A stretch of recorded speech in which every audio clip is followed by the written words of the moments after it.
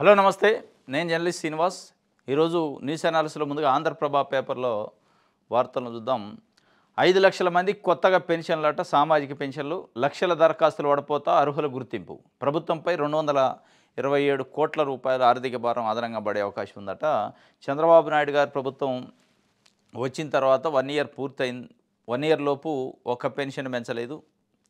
ఈ 5 లక్షల పెన్షన్లు పెంచే కార్యక్రమం చేస్తున్నారు. 1 ఇయర్ లోపు దాదాపు 3,50,000 పెన్షన్లు తొలగించారనేది ఒక లెక్క. 3,50,000 పెన్షన్లు తొలగించారే, 5 లక్షలు ఇస్తానంటున్నారు. అంటే ఇచ్చేది 1,50,000. ఆ 3,50,000 పెన్షన్లు తొలగించే కారణం ఏంటంటే అనేక రకాల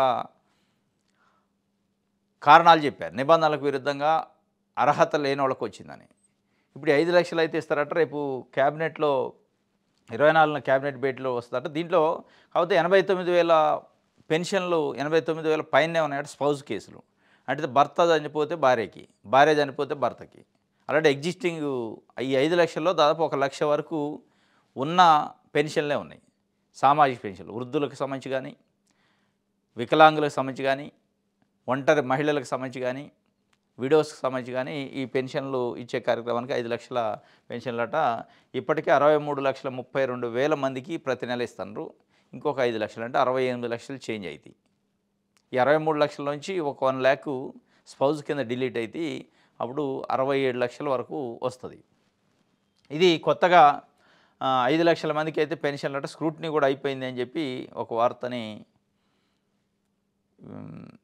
ఇచ్చారు ఆంధ్రప్రభ.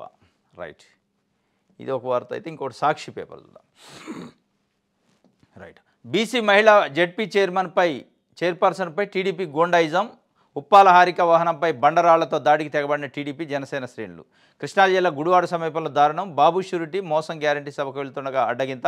బండబూతులు తిడుతూ సాక్షాత్తు జిల్లా ప్రథమ పౌరురాలి కారు అద్దాలు ధ్వంసం. రాళ్లు కర్రలతో కారుపై కొడుతూ భయభ్రాంతులకు గురి చేస్తూ టీడీపీ రౌడీల ఆటవిక దాడి.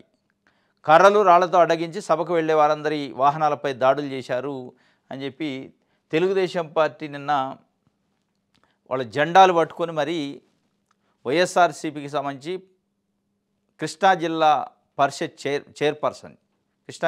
చైర్పర్సన్ ఉప్పాల హారికాట ఆమె పైన దాడి చేశారు. ఉప్పాల హారిక పైన దాడి ఏ రేంజ్లో చేశారంటే సినిమా కంటే ఘోరంగా ఉంది. పేరిన్ నాని చేసిన వ్యాఖ్యలపైన దాడి చేశారంట. ఒక మహిళ జిల్లా పరిషత్ చైర్మను, ఇలా ప్రభుత్వం ఉంది, ఒకళ్ళు దాడులు చేస్తే కేసులు పెట్టాలి. ఇది ఆయన ఏమైనా మాట్లాడితే కేసులు పెట్టాలి. పేరిన్ నాని ఒకళ్ళ చట్టానికి విరుద్ధంగా మాట్లాడితే, రెచ్చగొట్టే వ్యాఖ్యలు చేస్తే కేసులు పెట్టి జైలుకు తోలొచ్చు, తప్పులేదు కదా. కానీ వేరే వైఎస్ఆర్సీపీ నాయకులపైన మూకుమ్మడి దాడులు చేసి ఒక మహిళని చూడకుండా కన్నీటి పర్యతమైంది ఆమె. ఒకవైపు తెలుగుదేశం పార్టీ, జనసేన, కూటమి నాయకులు రప్ప రప్ప అంటే ఊకోమంటారు. వాళ్ళు ఉత్తర రప్ప రప్ప అని ఊకున్నారు. కానీ వైఎస్ఆర్సీపీ వాళ్ళు మీరు రప్ప రప్ప ఆడిచి రాళ్లతో రప్ప రప్ప ఆడిస్తుంటారు. మరి దీన్ని అంటారా, దాన్ని అంటారా రప్ప? అది సినిమా డైలాగు లెక్క రెచ్చగొట్టే వ్యాఖ్యలు కొంతమంది చేస్తే అది ఎట్టి పరిస్థితుల్లో తప్పే రప్ప రప్ప అనేది. కానీ వాళ్ళు మాటలతోనే వదిలేస్తే మీరు చేతలు చేసి చూపిస్తారు. రప్పరప్ప కంటే రాళ్ల దాడి రప్పరప్ప చేస్తారు. మరి ఇది ఇలా ఏ మీడియా ఛానల్లో కానీ, టీవీ ఛానల్లో కానీ, పత్రికల్లో కానీ రాలే. సోకాళ్ళు ఆంధ్రజ్యోతి, ఈనాడు పత్రికలు విలువలతో కూడిన జర్నలిజం అంటారు. మరి ఇది విలువ? ఒక మహిళా ప్రజాప్రతినిధి పైన మూకుమ్మడిగా తెలుగుదేశం పార్టీ జెండాలు పట్టుకొని పోయి రాళ్ల దాడి చేయటం. ఎస్, పేరిన్ నానియో లేకపోతే ఇంకోళ్ళు చేసిన వ్యాఖ్యలు ఉంటే వాళ్ళతో చూసుకోవాలి. మహిళా ప్రజాప్రతినిధి ఏం చేసింది, మిగతా ప్రజాప్రతినిధులు, మిగతా నాయకులు ఏం చేశారు, దీన్ని ఎట్లా సమర్థించుకుంటారు అనేది ఇలా తెలుగుదేశం పార్టీ కానీ, దాన్ని మద్దతు ఇస్తున్న పత్రికలు, ఛానల్ కానీ చెప్పాలి. వాస్తవంగా చాలా దురదృష్టకరం. ఒక మహిళ, బీసీ మహిళ వల్ల, సరే ఏ మహిళ అయినా దాడి, భౌతికమైన దాడి అనేది కరెక్ట్ కాదు. ఇది మధ్యకాలంలో బాగా ట్రెండ్ అయిపోయింది. ఇదే దాడిని వేరే పార్టీ చేస్తే తెలుగుదేశం పార్టీ సమర్థించే మీడియా ప్రజాస్వామ్యం పైన దాడి, గొంతు నిలిపారు. దాడులు, భౌతిక దాడులు, సైకోలు, రౌడీలు, రౌడీజం, ఇట్లా రకరకాలు. మరి వీళ్ళని ఏమంటారు? ఇప్పుడు దాడి చేసిన వాళ్ళని ఏమనాలా? రౌడీని అనాలనా, సైకోలు అనాలనా, ఏమనాలి? వీళ్ళని అల్లరి మొక్కలు అనాలా? ఇది ఈరోజు ఆంధ్రప్రదేశ్లో జరుగుతుంది. మీడియా పైన దాడులు కూడా ఈ మధ్యకాలంలో సాక్షి టీవీ ఛానల్ పైన, సాక్షి పత్రికా కార్యాలయాలపైన తెలుగుదేశం పార్టీ జెండాలు పట్టుకొని పోయి నిప్పు పెట్టిన ఘటనలు చాలా చోట్ల చూసినాం. ఆఫీసులకి, సాక్షి ఆఫీసులు నిప్పు పెట్టారు. కానీ ఆ రోజు మీడియా కానీ, పత్రికా స్వేచ్ఛ కానీ, పత్రికలపైన దాడి, మీడియా సంస్థలపైన దాడి అనేది ఏ పత్రిక, టీవీ ఛానల్ చెప్పలే. అదే తెలుగుదేశం పార్టీకి మద్దతు ఇచ్చే టీవీ ఛానల్ పైన ఇంకోటో దాడి జరిగితే ఇది ప్రజాస్వామ్యాన్ని గొంతు నొక్కడం, మీడియా పైన దాడి చేస్తారా, ఇట్లా అట్లా, లేదంటే ఆ పార్టీకి ఏమన్నా ఆ రాష్ట్రం జాగిరా, ఈ పార్టీకి ఈ రాష్ట్రం జాగిరా, ఎట్లా దాడి చేస్తారా అంటారు. ఇది ఇక్కడనే మీ డొల్లతనం, మీ పక్షపాతం బయటపడుతుంది. అది ఏ పేపర్ అయినా, ఏటీ ఛానల్. ఇదే సాక్షి పేపరు ఆంధ్రజ్యోతి పైనో, ఈనాడు ఛానల్ పైనో, ఇంకోటి మహా న్యూస్ పైనో దాడి జరిగితే వీళ్ళు రాయరు. వీళ్ళు వాళ్ళపైన దాడి జరిగితే వీళ్ళు రాయరు, వీళ్ళపైన దాడి జరిగితే వాళ్ళు రాయరు. మొత్తానికైతే మీడియాని విలువ లేకుండా చేస్తారు రెండు వైపులు కూడా. వీళ్ళే సాక్షి కానీ, ఇటు నమస్తే తెలంగాణ కానీ, టీ న్యూస్ కానీ వీళ్ళు అధికారికంగా వాళ్ళ పార్టీ పత్రికనే నడుపుకుంటున్నారు. వాళ్ళ గురించి వాళ్ళు భజన చేసుకోవడం పెద్ద దాంట్లో ఆశ్చర్యం లేదు. కానీ ఆంధ్రజ్యోతి, ఈనాడు, టీవీ5 లాంటి, మహా న్యూస్ లాంటి ఛానళ్ళు వాళ్ళు ఇండిపెండెంట్ జర్నలిస్టులుగా చెప్తూనే వాళ్ళ భజన ఏళ్ళ కంటే ఎక్కువైంది. సాక్షి వైఎస్ఆర్సీపీ కంటే, టీవీ న్యూస్ బీఆర్ఎస్ కంటే చేసే భజన కంటే కూడా వీళ్ళ భజన, తెలుగుదేశం పార్టీ కోసం చేసే భజన మామూలు రేంజ్లో లేదు. ఇటు వీళ్ళు అటు వాళ్ళు కలిసి మీడియా అంటే అవగింపు, పత్రికలు, ఛానళ్ళు అంటే ఒక రకంగా ఒక నెగిటివ్ ఒపీనియన్ ఎస్టాబ్లిష్ చేసే ప్రయత్నం చేశారు ఇలా రాష్ట్రంలో, రెండు తెలుగు రాష్ట్రాల్లో.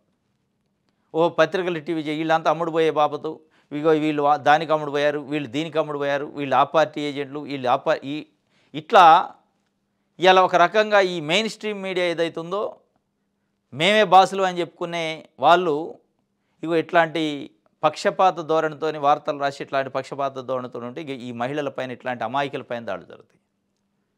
మీడియా అంటే లెక్కలేనితనం, మీడియా అంటే అవగింపు, ప్రజల్లోనే అవగింపు వచ్చే పరిస్థితి. అసలు కొన్ని పత్రికలు, టీవీ ఛానళ్ళు ఏదైనా వార్తలు ఇస్తే అసలు నమ్మాలా, వీళ్ళ భజన లేదా ఉన్మాదమా, సైకోతనమా అనే పరిస్థితికి వచ్చింది, ఆ కాడికి వచ్చింది. కాబట్టి ఒక మహిళ పైన దాడి చేయడం అనేది చాలా దురదృష్టకరం. తెలుగుదేశం పార్టీ మేము ప్రజాస్వామ్యవాదులు అని చెప్పుకొని ఇంకొక పార్టీనో లేకపోతే పక్కనున్న పార్టీ వైసీపీనో రౌడీలు లెక్క తిరుగుతారు, దాడులు చేస్తున్నారు, భయభ్రాంతులు చేస్తున్నారు, రౌడీ ముఖలు అని పేర్లు పెట్టి దండయాత్రలు చేస్తారని చెప్పి, మరి ఇదేం దండయాత్ర అంటారు, దీన్ని ఏ రకంగా అంటారు. స్వయాన హోంమంత్రి వాళ్ళ మహిళ ఉన్నారు మన రాష్ట్రానికి. ఆ హోంమంత్రి గారు మరి ఇప్పుడు ఆమెకి వినిపించదా కనిపించదా తెలియదు.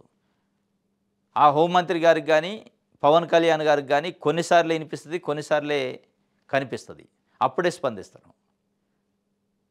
అంటే వేరే పార్టీ, ఇప్పుడు తెలుగుదేశం పార్టీ కాకుండా వేరే పార్టీ ఏదైనా చేసి ఉంటే అప్పుడు కనపడుతుంది మహిళలు, అప్పుడు కనపడతారు బీసీలు, అప్పుడు కనపడతారు దళితులు.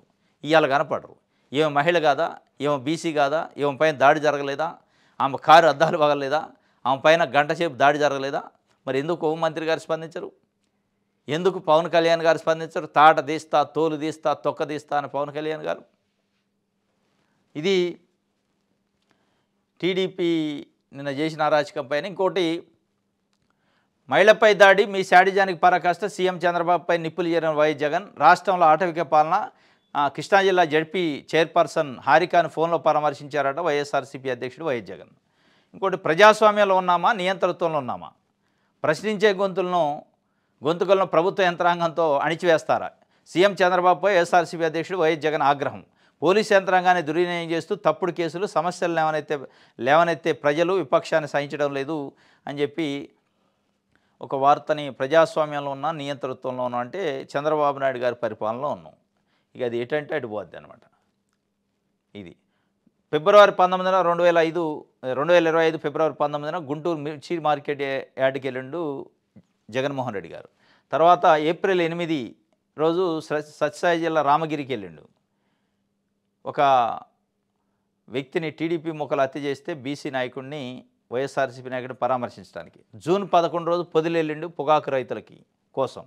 జూన్ 18 పల్నాడు జిల్లా సత్తెనపల్లి వెళ్ళిండు. ఆడ ఒక వైఎస్ఆర్సీపీ కార్యకర్త వేధింపులు వల్ల చనిపోతే. జూలై 9 చిత్తూరు జిల్లా బంగారుపాలెం వెళ్ళిండు. ఇక్కడ ఈ 5 మీటింగులు జగన్మోహన్ రెడ్డి రైతుల పరామర్శకి, కార్యకర్తల పరామర్శకి, రైతులకు సంఘీభావం తెలపడానికి వెళ్ళిండు.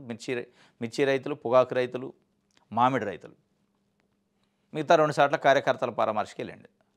హత్య చేస్తే ఒక దగ్గర, వేధింపులు చేయటం వల్ల చనిపోతే ఇంకొక దగ్గర. ఈ 5 మీటింగులలో ప్రజలు విశేషంగా స్పందించారు. బాగా స్పందన వచ్చింది. ప్రజలు బాగా తండోపతండాలుగా వచ్చారు. ప్రభుత్వంలో ఒక భయం ఏర్పడ్డది. జగన్మోహన్ రెడ్డి ఇదే విధంగా బయట తిరగనిస్తే ప్రజాభిమానాన్ని మనం అడ్డుకోలేం, ఆపలేం. కాబట్టి ఏదో ఒక రకంగా తప్పుడు కేసులు పెట్టాలి. జగన్మోహన్ రెడ్డి బయటకు వస్తే అరాచకాలు అవుతున్నాయి, భయభ్రాంతులకు గురవుతున్న ప్రజలు. ఆయన దండయాత్రలు చేస్తుండు, రౌడీజం చేస్తుండని ఇట్లా పదాలు పెట్టి ఆయన యాత్రల్ని లేదా ఆయన బయటికి రావడాన్ని అడ్డుకునే ప్రయత్నంలో భాగంగా నిన్న బంగారుపాలెంలో వచ్చిన రైతులపైన కూడా కేసు పెట్టారు. అంతకుముందు పొదిలో వస్తే రైతుల మీద కేసు పెట్టారు. అంతకుముందు సత్తెనపల్లి వస్తే కేసులు పెట్టారు. గుంటూరు మిర్చి మార్కెట్ యార్డ్కి వస్తే కేసులు పెట్టారు. సత్తెనపల్లిలో కేసులు పెట్టారు. ఇట్లా కేసులు పెడుతున్నారు. ఇక మనం ప్రజాస్వామ్యంలో ఉన్న నియంతృత్వంలోనంటే ప్రజాస్వామ్యం అమలు చేస్తే ప్రజాస్వామ్యంలో ఉన్నట్టు. ప్రజాస్వామ్యంలో లేదు, తెలుగుదేశం పార్టీ స్వామ్యంలో ఉన్నారు, రెడ్ బుక్ స్వామ్యంలో ఉన్నారు అన్నట్టునే కనపడుతుంది. మీటింగ్కి వస్తే కేసులు. గతంలో ఎట్లుండేదంటే మీటింగ్కి ఎవరైనా అటెండ్ అయిన వాళ్ళు ఏమైనా వైలేషన్ చేస్తే దాన్ని పర్మిషన్ తీసుకున్న వ్యక్తులపైన, ముఖ్యమైన వాళ్ళపైన కేసులు పెట్టేది. ఇలా ప్రజలపైన కేసులు పెడుతున్నాం. మీటింగ్కి అటెండ్ అయిన ప్రజలపైన కేసులు పెడితే ఇంకా భవిష్యత్తులో కేసులు అయితే జగన్మోహన్ రెడ్డి మీటింగ్కి పోవద్దు అని ఒక ఇంటర్ప్రిటేషన్ క్రియేట్ చేస్తున్నాం. దీన్నే కొన్ని తెలుగుదేశం పార్టీ పత్రికలు ఈరోజు రాసినాయి. జగన్ పెట్టుబడి భయమే జగన్ పెట్టుబడి అని. అంటే భయపెట్టడమే జగన్ పెట్టుబడి అట, భయపెట్టే జనాలు రప్పిస్తాడట. ఇప్పుడు భయపెట్టి జనాలు రప్పించిన బాపత లేకపోతే నిజంగా భక్తితో వచ్చారా, అభిమానంతో వచ్చారా స్పష్టంగా కనపడుతుంది. మరి దీన్ని భయపెట్టమంటారా, దాన్ని భయపెట్టమంటారా? అక్రమంగా కేసులు పెట్టి కార్యకర్తలు, అభిమానులు లేదా రైతులు వాళ్ళకున్న బాధ చెప్పుకోవడానికి వస్తే వాళ్ళ మీద అక్రమమైన క్రిమినల్ కేసులు పెట్టి జైలుకు పంపిస్తుంటే దేన్ని భయపెట్టడం అంటారు? అక్రమంగా రాళ్ల దాడులు చేస్తుంటే మహిళా చైర్పర్సన్ పైన దేన్ని దాడి అంటారు, దేన్ని భయపెట్టడం అంటారు? అక్రమంగా జైలుగా పంపుతుంటే దేన్ని భయపెట్టడం అంటారు, దేన్ని దాడి అంటారు? ఇది కదా దాడి. పోలీసులను అడ్డం పెట్టుకొని, పోలీసు యంత్రాంగాన్ని అడ్డం పెట్టుకొని ఏదంటే అది చేసి జైలుగా పంపటం, దాడులు చేయటం, కేసులు పెట్టడం, అక్రమ కేసులు పెట్టడం, కదిలితే కేసు, మెదిలితే కేసు. ఈ పరిస్థితుల్లో ఈ మధ్యకాలంలో ఒక ఐపీఎస్ ఆఫీసర్ ఈ ఒత్తిడి తట్టుకోలేక వాలంటీర్ రిటైర్మెంట్ తీసుకొని పోయిండు. కాబట్టి ఇది ప్రజాస్వామ్య నియంతృత్వం అంటే నియంతృత్వం లెక్కనే ఉంది. జగన్మోహన్ రెడ్డి ప్రశ్నించే గొంతుకుల్ని మీరు ఎట్లా కేసులు పెడతారని. ఇంకోటి ఆంధ్రజ్యోతి చూద్దాం. ఆంధ్రజ్యోతిలో ప్రతి సండే రాస్తాడు కొత్త పలుకు అని. దాంట్లో కొన్ని అంటే ఈ మధ్య ఈ కొత్త పలుకుని చాలామంది చాలా రకాలుగా అనుకుంటున్నారు. కొంతమంది చెత్త పలుకులని, కొంతమంది తొత్తు పలుకులని, కొంతమంది భజన పలుకులని, కొంతమంది సైకో పలుకులని, ఇట్లా రకరకాల పేర్లు పెడుతున్నారు బయట. అంటే ఈ పలుకులలో ఎక్కడా కూడా జర్నలిజం నామ్స్ కానీ, ఒక జర్నలిస్ట్గా రాసినట్టు కానీ, ఒక వ్యక్తిగా ఆయనకున్న అభిప్రాయాన్ని లేదా ఆయన ఎవరిపైన బురద జల్లాలనుకుంటున్నాం, లేదా ఒక పార్టీ పైన బురద జల్లాలనుకుంటున్నాం, ఆయన ఆలోచన మొత్తం ప్రపంచ ఆలోచన లెక్క, ఆయన బాధను మొత్తం ప్రపంచ బాధ లెక్క, లేదా చంద్రబాబు నాయుడు గారి పైన ఒక ఈగో వాలితే దాన్నే ఒక పెద్ద ఇష్యూ లెక్క ఆయన రాస్తూ ఉంటాడు ఆ పలుకులు. ఆ పలుకుల్లోని ఇవాళ ఒక పలుకు రాసిండు, భయమే జగన్ పెట్టుబడట. జగన్ 5 ఏళ్ల పాలన చూసిన ప్రజలు, ఆయా రాజకీయ పార్టీల నాయకులు, కార్యకర్తలు ఆయన అంటే వణుకు ఏర్పడిందట. మళ్ళీ జగన్ అధికారంలోకి వస్తే అన్న భయం సామాన్య ప్రజల నుంచి వివిధ స్థాయిల్లో ఉన్న వారిలో ఏర్పడింది. ఇది గమనించిన జగన్ రెడ్డి భయపెట్టడాన్ని నమ్ముకున్నారు. అధికారంలో ఉన్నప్పుడే కాదు, ప్రతిపక్షంలో, అది కూడా 11 సీట్లకు పరిమితమై కూడా భయపెట్టగలగడం ఆయన ప్రత్యేకత. పిరికితనం అనేది తెలుగుదేశం పార్టీ నాయకులు డిఎన్ఏలో ఉందట. అంటే డిఎన్ఏ టెస్ట్ చేసినావు ఎట్లా? నీకు నువ్వేమైనా టెస్ట్ చేసుకున్నావు, లేకపోతే మిగతా అంటే మీరు కూడా తెలుగుదేశం బ్లడ్డే కదా అన్నట్టేగా. డిఎన్ఏ టెస్ట్ చేసి చూస్తే పిరికితనం ఉందట. మరి పిరికితనం ఉంటే ఈ దాడులేంది, ఈ రప్పరప్పలేంది, రాళ్ల దాడులేంది? నిజంగానే పిరికితనం అంటే సాక్షి ఆఫీసు పైన పోయి నిప్పేట పెడతారు, జిల్లా పరిషత్ చైర్మన్ మహిళ పైన దాడి ఎట చేస్తారు. అంటే ఇదే ఇక ఈ పలుకులకి రకరకాల అర్థాలు చెప్పుకోవడానికి కారణం ఏంటంటే ఆయన మనసులో ఉన్నది, ఆయన భజన, ఆయన అభిమానాన్ని అందరినీ ప్రజల మీద రుద్ది ఇదే నిజమని చెప్పే ప్రయత్నం. ఎన్టీఆర్ ఆయన నుంచే ఇదే పరిస్థితి. ప్రతిపక్షంలో ఉన్నప్పుడు పోరాటాలు చేయాలంటే భయం, అధికారంలో ఉన్నప్పుడు ఎందుకైనా మంచిదని అవతల పక్షంలోతో లాలూచి పడటం పరిపాటి అయింది. తెలుగుదేశం పార్టీ లాలూచీలు కూడా పడిద్దా? జగన్ మళ్ళీ అధికారంలోకి వస్తే తాము టార్గెట్ కాకూడదన్న ఉద్దేశంతో అధికారులు అతి జాగ్రత్తలు తీసుకుంటున్నారు. ఫలితంగా ప్రభుత్వంపై ముఖ్యమంత్రి చంద్రబాబు పట్టు రాలేదన్న అభిప్రాయం ఏర్పడుతుంది. అధికారుల్లో ఎవరిని నమ్మాలో తెలియని పరిస్థితి. మొగుడిని కొట్టి మొగసాలకు ఎక్కినట్టుగా ప్రతిపక్షంలో ఉండి కూడా ఇటు అధికారులను, అధికార పార్టీ నాయకులను భయపెట్టడంతో పాటు మరోవైపు మీడియాపై దాడులకు తెగబడుతున్న జగన్ అనుకో కూటమి ప్రభుత్వం రెడ్ బుక్ రాజ్యాంగాన్ని అమలు చేస్తుందని నిందిస్తున్నారు. కూటమి నాయకులు ఉత్తుత్తి ప్రకటనలు చేస్తుండగా ప్రతిపక్ష వైసీపీ నాయకులు కార్యకర్తలు చేసి చూపిస్తున్నారు. చీకట్లో కన్ను కొట్టగానే పని అయిపోవాలి కానీ రప్పారప్ప అంటూ గోల చేయడం ఏంటి అని పేరు నాని కార్యకర్తలను పరోక్షంగా రెచ్చగొడుతున్నారు. కార్మిక సంఘాల నాయకుడిగా, రాజకీయ నాయకుడిగా లబ్ధ ప్రతిష్ఠిత పేరుని కృష్ణమూర్తి కుమారుడు అని పేరు నాని ఇలా మాట్లాడటం శోచనీయం, సహవాస దోషము కాబోలు. అధికారంలో ఉన్నప్పుడు కేసీఆర్, జగన్ రెడ్డి ఆంధ్రజ్యోతి సంస్థపై పైసా ప్రకటన ఇవ్వలేదు, అయినా వాటిని మేము ఖాతరు చేయలేదు. ఇప్పుడు అంతటితో ఆగకుండా మీడియాపై దాడులు చేయాలనే నిర్ణయానికి కూడా రావడం ఆశ్చర్యంగా ఉంది. ఈ ధోరణి సమర్థనీయం అయితే కేసీఆర్, జగన్ రెడ్డి మీడియాలపై ఏ స్థాయిలో దాడులు చేయాలి అని చెప్పి అసలు ఎవరు చేశారు నీపైన దాడి? మీకు మీరే దాడి చేయగలిగే హైప్ చేసుకొని కండలను ఇప్పించుకొని దాని చుట్టూ ఆఫీస్ చుట్టూ పోలీసుని పెట్టి ఏదో అయినట్టు ఏంది ఈ ఆరాటం ఏంది, ఈ ఆత్రం ఏంది, ఈ పబ్లిసిటీ ఏంది? ఇది ఆయన చెప్తుండు భయమే జగన్ పెట్టుబడట. కానీ జనాలు ఏమనుకుంటున్నారని జగన్ పెట్టుబడి అని అంటున్నారు. జగన్తోని జనం ఉన్నారు కాబట్టి కూటమిలో ఈ భయం అనేది జ్వరపడ్డది. జనం జగన్తో ఉండబట్టే కూటమిని సమర్థిస్తున్న మీలాంటి పత్రికలు, టీవీ ఛానల్లో ఒక భయం జ్వరపడది. జగన్మోహన్ రెడ్డి మళ్ళీ అధికారంలోకి వస్తే ఎట్లా, ఎందుకు ఈ భయం వస్తుంది? 1 ఇయర్ కాల 164 స్థానాలతో కూటమి ప్రభుత్వం ఏర్పడింది. 1 ఇయర్ పూర్తి కాకముందు నుంచే దాదాపు నాకు తెలిసి 4-5 నెలల నుంచే ఇదే ఆంధ్రజ్యోతి కొత్త పలుకులలో జగన్ మళ్ళీ అధికారంలోకి వస్తే ఎట్లా, అధికారంలోకి రాకుండా చేయాలి, సీసాలో పెట్టాలి, భూతాన్ని బెరడా పెట్టాలి అని ఎందుకు చెప్పాల్సి వస్తుంది? ఆ భయం ఏంది, ఆ ఆందోళన ఏంది? అసలు ఈ ప్రభుత్వం నిజంగానే ఓట్లు వేస్తే గెలిచిన ప్రభుత్వం, ప్రజలు ఓట్లు వేస్తే గెలిచిందా, లేదంటే ఇంకొక రకంగా ఏమైనా గెలిచిందా? ఎందుకు ఈ ఆందోళన? నిజంగానే ప్రజల మద్దతుతోని ప్రజలు ఓట్లు వేస్తే గెలిస్తే భయపడాల్సిన అవసరం లే, ఆందోళన అవసరం లే. జగన్మోహన్ రెడ్డి తిరగవచ్చు, ఎంతమంది అని జనం రావచ్చు, ఏదైనా కావచ్చు. ఏంది భయం? జగన్ వస్తే మళ్ళా ఏంది, మళ్ళీ అధికారంలోకి జగన్ వస్తే ఏందనే ఒక క్వశ్చన్ పదే చంద్రబాబు నాయుడు గారు అంటుండో లేదు కానీ ఏబిఎన్ రాధాకృష్ణ గారు అంటుండో. ఇప్పుడు అందరికంటే భయం ఆయనకు పట్టుకుంది. మరి అంత లేఖి పనులు, అంత రోత పనులు, అంత రోతరాతలు ఏమి రాస్తుండో అని తెలియదు కానీ మొత్తానికి ఆయన ఇంటెన్షన్ బయట పెట్టుకుంటూ ఆయన భయాన్ని బయట పెడుతున్నాడు. ఆ భయాన్ని మొత్తం తెలుగుదేశం పార్టీకి రుద్దే ప్రయత్నం చేస్తున్నాడు, కూటమికి రుద్దే ప్రయత్నం చేస్తున్నాడు. వస్తాడని నిదట్లో కలవరిస్తాడు జగన్మోహన్ రెడ్డి అధికారంలోకి వస్తాడని. మరి ఈ భయానికి కారణం ఏందో కానీ మొత్తానికైతే ఎలా పరిస్థితి ఎంతవరకు వెళ్ళిందంటే అధికారుల్లోనూ ఈ భయం ఏర్పడింది. ఫలితంగా వారు చురుగ్గా వ్యవహరించలేకపోతున్నారు. జగన్ హయాంల వల్ల ఇప్పుడు గుడ్డిగా పైనుంచి వచ్చే ఆదేశాలను అమలు చేయడానికి నిరాకరిస్తున్నారు. ప్రతి విషయంలో ఆచితూచి వ్యవహరిస్తున్నారంటే జగన్ మళ్ళీ అధికారంలోకి వస్తే తాము టార్గెట్ కాకూడదనే ఉద్దేశంతో అధికారులు అతి జాగ్రత్తలు తీసుకుంటున్నారు. మొత్తానికి ఏ స్థాయిలో చెప్పిండంటే జగన్మోహన్ రెడ్డిని చూసి తెలుగుదేశం పార్టీ ఎమ్మెల్యేలు, ఎమ్మెల్సీలు, ఎంపీలు, మంత్రులు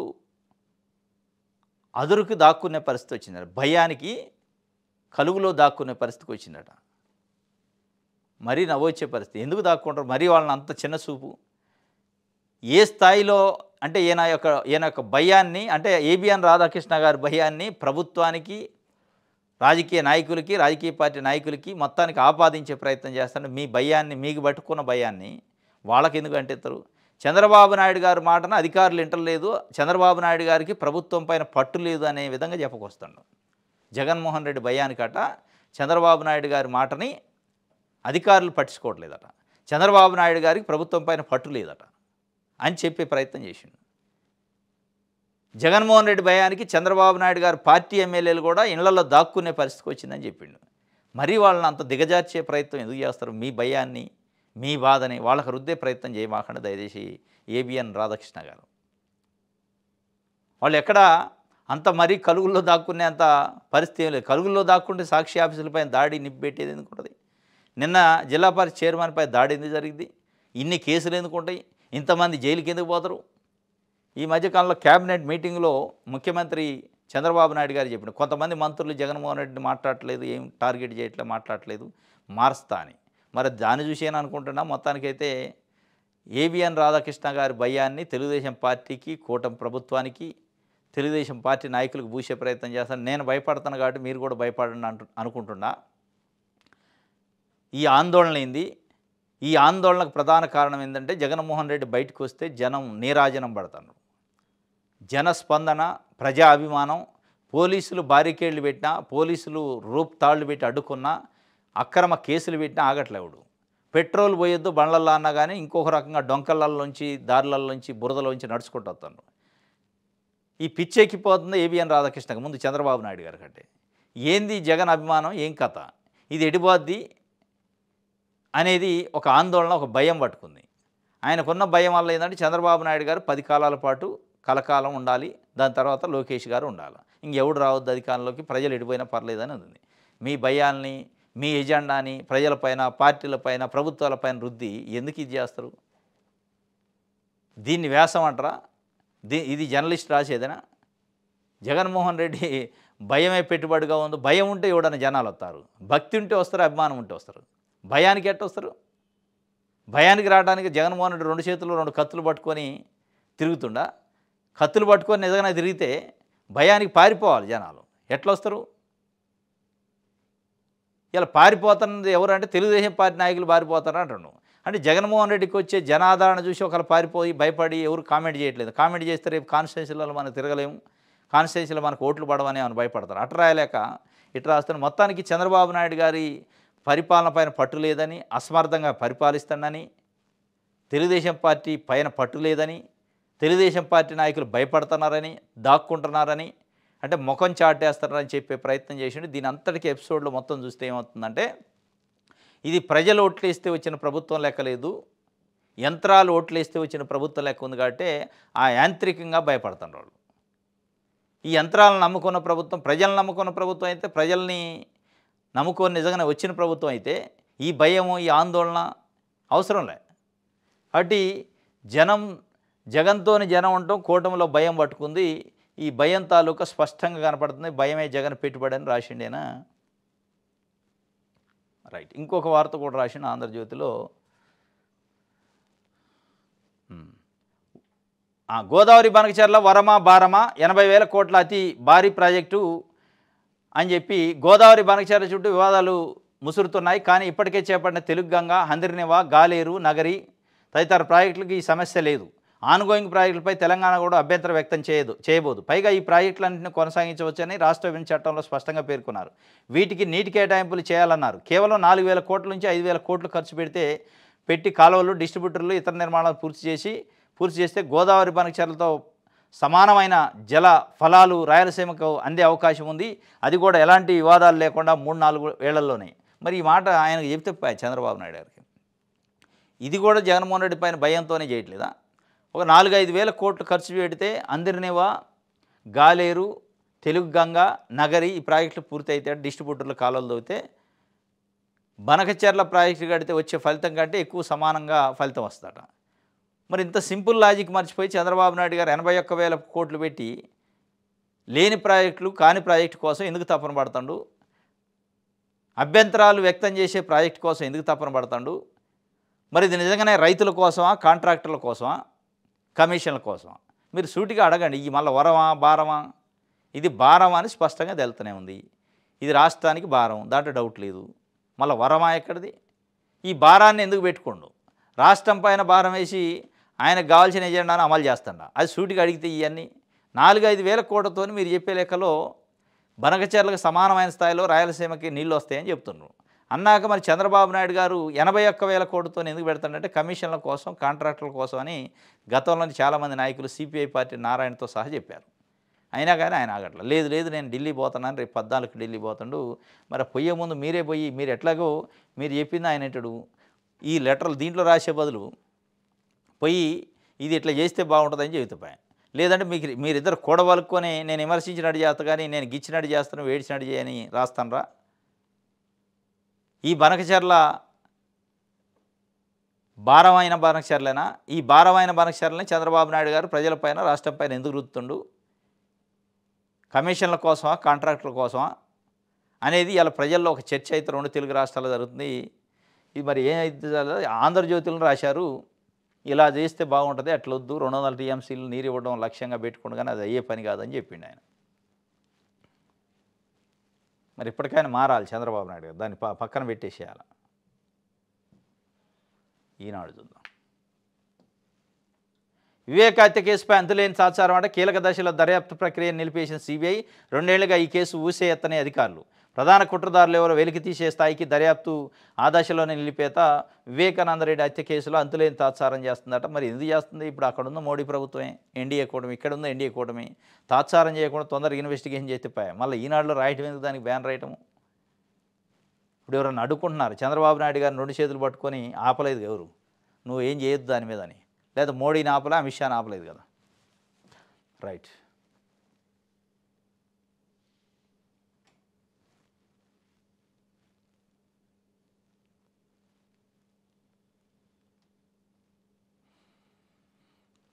రైట్. సీఎం నిరంకుశత్వం ప్రమాదంలో ప్రజాస్వామ్యం, ప్రశ్నించే గొంతుకులను అణగదొక్కుతున్నారు. వైఎస్ఆర్సీపీ అధినేత జగన్ తీవ్ర విమర్శలు చేసిండు. అంటే ఆయన మీటింగ్లకు వచ్చే ప్రజలపైన కేసులు పెడుతున్నారు. దానిపైన ఒక కామెంట్ చేసిండు. బనకచర్లకు ఏది మార్గం? కేంద్రం తొండాట నేపథ్యంలో అధికార వర్గాల చర్చ. సీఎం పర్యటనలో ప్రత్యేక దృష్టి. బనకచర్ల ప్రాజెక్టుకు అనుమతులు ఇచ్చే విషయంలో కేంద్ర ప్రభుత్వం ఆడుతున్న తొండాట అధికార వర్గాల్లో చర్చనీయాంశం అవుతుంది. ఒకవైపు రాష్ట్రంలో డబుల్ ఇంజిన్ సర్కారు ఉందని చెబుతూనే మరోవైపు తన ఆధీనంలోనే వివిధ ఏజెన్సీలతో కేంద్రం పదే పదే కొర్రీలు వేయించడంపై అధికారులు విస్మయం వ్యక్తం చేస్తున్నారు. ప్రాజెక్టుల సమర్థత, దానివల్ల లాభ నష్టాలు విషయం ఎలా ఉన్నప్పటికీ తమ భాగస్వామి ప్రభుత్వంతో కేంద్రం ఇలా వ్యవహరించడం గతంలో ఎన్నడూ లేదని సీనియర్ అధికారులు అంటున్నారు. ముందు పెండింగ్ ప్రాజెక్టులు పూర్తి చేయాలని, ప్రత్యేక హోదాతో పాటు విభజన హామీల అమలుకు కేంద్రంపై ఒత్తిడి తీసుకురావాలని సిపిఎంతో పాటు వామపక్షాలు డిమాండ్ చేస్తున్న సంగతి తెలిసింది. ఈ అంశాలేవి పట్టించుకొని రాష్ట్ర ప్రభుత్వ పెద్దలు గత ఏడాది కాలంగా బనకచర్ల ప్రాజెక్టుపై విస్తృత ప్రచారం చేస్తున్నా అనూహ్యంగా కేంద్ర ప్రభుత్వం నుండి వరుసగా అభ్యంతరాలు వ్యక్తమవుతున్నాయి. కొద్ది రోజుల క్రితం కేంద్ర పర్యావరణ శాఖ అభ్యంతరాలు పెట్టగా తాజాగా పోలవరం ప్రాజెక్టు అథారిటీ డైరెక్టరు మన్నుజీ ఉపాధ్యాయ రాసిన లేఖలోని అంశాలపై అధికారులు చర్చ జరుగుతుంది. కేంద్ర ప్రభుత్వం పెద్దలకు తెలియకుండా ఇటువంటి లేఖలు అభ్యంతరాలు వ్యక్తం కావని అంటున్నారు. దీంతో ఈ నెల 15, 16 తేదీన ఢిల్లీకి పోతున్నారు. ఢిల్లీకి పోయేది ఒక బనకచర్ల కోసం కాదు. పివి నరసింహారావు గారి సంస్మరణ సభ ఉంది, సిఐఏ సదస్సు ఉంది. రెండింటిని కలుపుకొని ఏదో చేస్తానని చెప్తున్నారు. వాస్తవంగా రాష్ట్రంలో పెద్ద చర్చ జరుగుతుంది. చంద్రబాబు నాయుడు గారు 95 నుంచి ముఖ్యమంత్రిగా ఉండు, 95 నుంచి ముఖ్యమంత్రిగా ఉన్నప్పుడు ఎప్పుడు కూడా ఎన్డీఏ కూటమిలో భాగస్వామ్యపక్షమే. అప్పుడేం ప్రధానమంత్రిగా వాజ్పేయి ఉన్నాడు, ఇప్పుడు మోడీ ఉండు, అంతే తేడా. కానీ ఈ స్థాయిలో ఎప్పుడు భయపడాలి ఆయన, ఈ స్థాయిలో ఎప్పుడు పరాభవం ఎదురుగాలి కేంద్ర ప్రభుత్వం నుంచి. ఆయన కనీసం వాళ్ళ పార్టీకి సంబంధించిన ఒక 4-5 ఎమ్మెల్సీలు ఖాళీ అయితే కూడా అవి భర్తీ చేసుకోవడానికి జాతీయ పార్టీ నాయకుడు లెక్క, అంటే జాతీయ పార్టీలో ఉన్న రాష్ట్ర నాయకులు పోయినట్టు ఢిల్లీ పోయి అనుమతి రావాల్సిన పరిస్థితి. బీజేపీ ఎట్లయితే వాళ్ళ రాష్ట్ర నాయకులు కాంగ్రెస్ బీజేపీ పార్టీకి సంబంధించిన రాష్ట్ర నాయకులు ఢిల్లీ పోయి పర్మిషన్ తెచ్చుకుంటారు కదా, అట్లా చంద్రబాబు నాయుడు గారి పరిస్థితి అయింది. సొంతంగా తెలుగుదేశం పార్టీ నడుపుతున్నట్లేదు, బీజేపీయే తెలుగుదేశాన్ని నడుపుతున్నట్టు ఉంది. ఆ స్థాయిలో ఇప్పుడు లేదు. అప్పట్లో ఇక్కడికే జాతీయ నాయకులు, బీజేపీ నాయకులు వచ్చి చంద్రబాబు నాయుడు గారి ఇంట్లో కూర్చొని ప్రమోద్ మహాజన్ గారు లాంటి సీనియర్ నాయకులు వచ్చి చర్చించి ఆయనతో మాట్లాడి ఎన్ని సీట్లు మీరు, ఎన్ని సీట్లు మేము తీసుకోవాలని చర్చించిపోయేది. చంద్రబాబు నాయుడు గారు వాజ్పేయి గవర్నమెంట్లో రంగరాజన్ గారని గవర్నర్ ఉండేది, ఆయన నేనే పెట్టినా అని చెప్పుకోండు. రాష్ట్రపతి అబ్దుల్ కలాంను పెట్టింది నేనే అంటే రాష్ట్రపతుల్ని గవర్నర్ నియమించిన చంద్రబాబు నాయుడు గారు ఇలా వాళ్ళ పార్టీకి ఒక ఎమ్మెల్సీ నింపుకోలేని పరిస్థితికి వచ్చింది.